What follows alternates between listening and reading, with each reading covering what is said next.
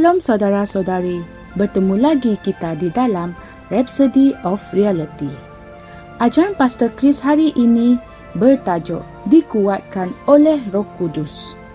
Ayat pembukaan kita diambil dari Zakaria 4 ayat 6 yang berbunyi, "Kemudian dia menjawab dan berkata kepadaku dengan mengatakan, inilah firman Tuhan kepada Zerubabel yang berbunyi, bukan dengan kekuatan dan bukan dengan kuasa, tetapi dengan rohku, firman Tuhan semesta alam." Haleluya.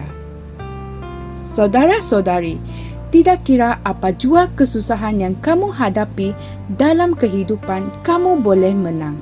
Sekiranya kamu mendapati dirimu berada dalam keadaan yang teruk, tenangkanlah dirimu. Ada seseorang yang hidup di dalam diri kamu. Seseorang yang lebih besar dan lebih kuat dari syaitan, dunia dan semua masalah, unsur dan keadaan di bumi ini, yaitu Roh Kudus. Kamu dikuatkan oleh Roh Kudus. Oleh sebab itu, Yohanes berkata, "Kamu berasal dari Allah, anak-anakku, dan kamu telah mengalahkan mereka. Kerana dia yang ada di dalam kamu lebih besar daripada dia yang ada di dalam dunia ini." Baca 1 Yohanes 4 ayat 4. Hendaklah kamu menjadi lebih sedar tentang roh kuasa, kemuliaan dan pelayanannya dalam hidup kamu.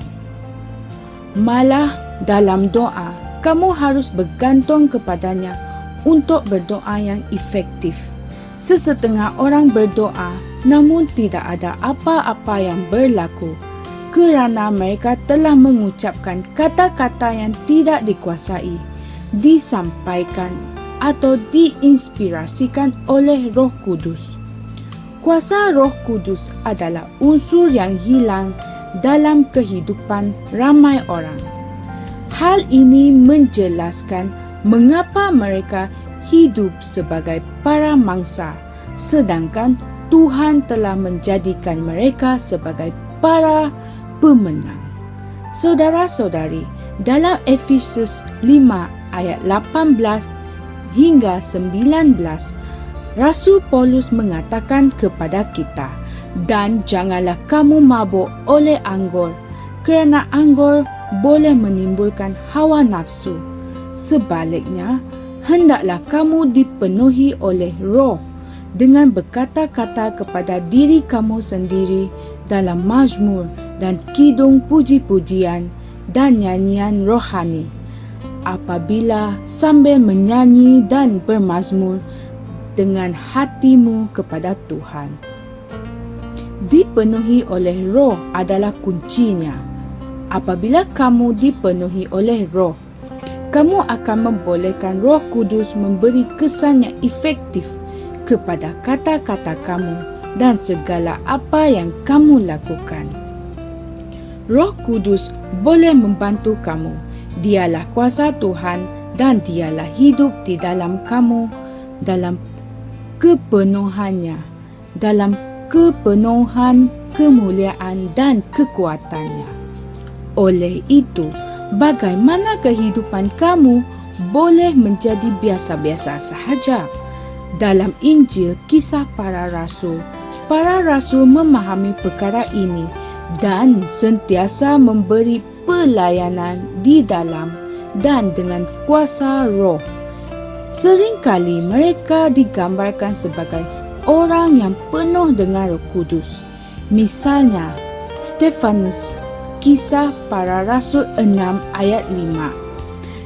Kemudian ia berkata dalam ayat ke-8, "Dan Stefanus yang penuh dengan iman dan kuasa melakukan mujizat-mujizat dan keajaiban yang besar di kalangan orang ramai."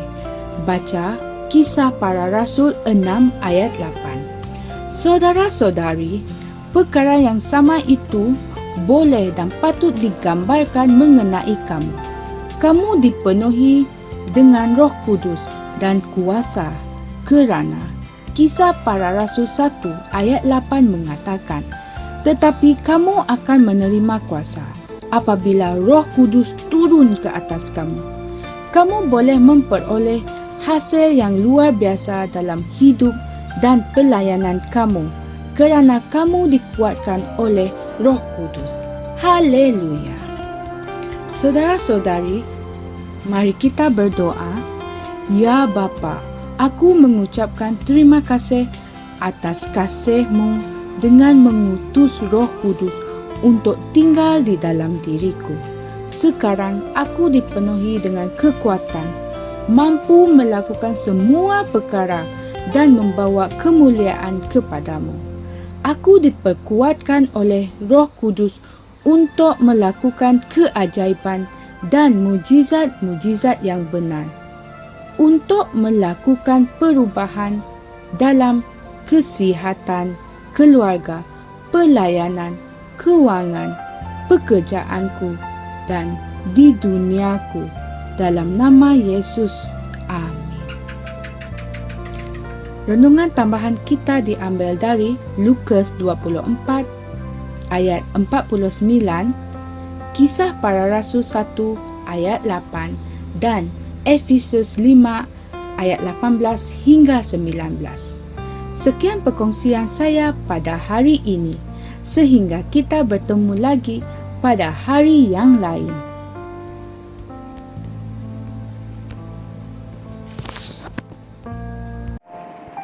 Kami percaya saudara-saudari semua telah diberkati dengan perkongsian firman dari Rhapsody Reality.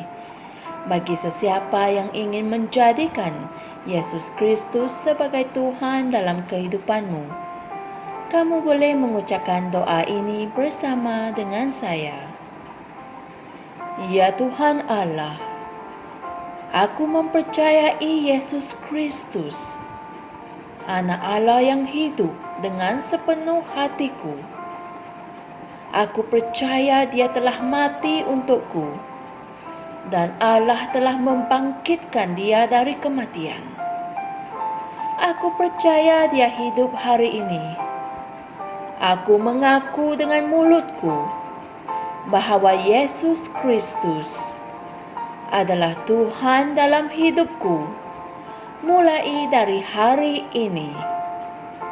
Melalui Dia dan di dalam nama-Nya, aku mempunyai kehidupan yang kekal. Aku telah dilahirkan semula. Terima kasih Allah kerana menyelamatkan jiwaku. Aku sekarang adalah anak Allah. Haleluya. Tahniah, sekarang kamu telah menjadi anak Allah. Untuk apa-apa sebarang pertanyaan atau untuk mendapatkan lebih banyak maklumat mengenai bagaimana untuk bertumbuh sebagai seorang Kristian, anda semua boleh hantar mesej di akaun Facebook kami atau email kami di tni.msia@gmail.com. Sekali lagi, tni.msia@gmail.com. Tuhan berkati anda semua.